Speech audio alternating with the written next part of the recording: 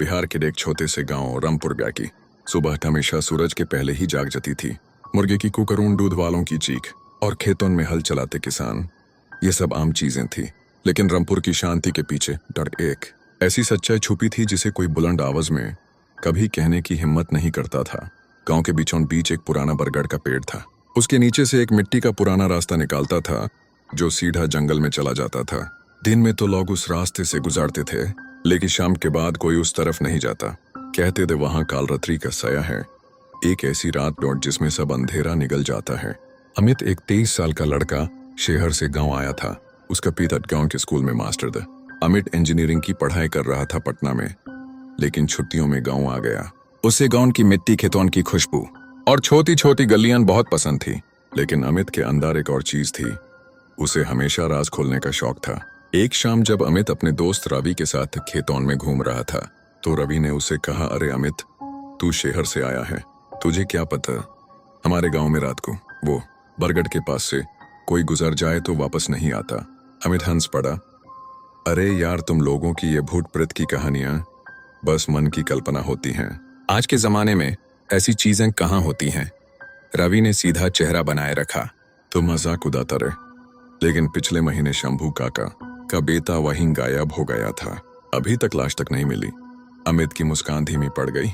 उसने सोचा कि शायद कोई सच्चाई छुपी है इसके पीछे।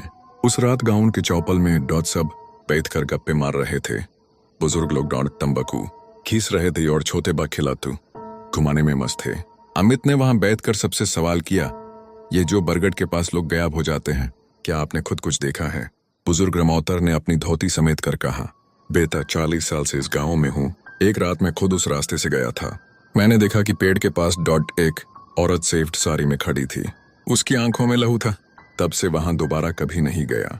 गांव में सन्नत अच्छा गाया। अमित ने देखा कि लोग कहते तो भूत प्रेत हैं, लेकिन उनकी आंखों में डर के साथ साथ एक छुपी हुई बात भी है, जैसे सब कुछ पता हो पर कहना ना चाहते हो।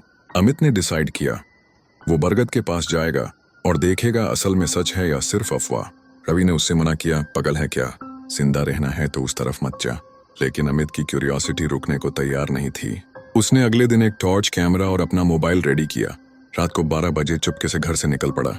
चांद घाने बड़ालों में तो छुप छुप कर खेल रहा था। गांव की गलियां अंधेरी थी और कुत्ते भी बिना वजह भौंक रहे थे।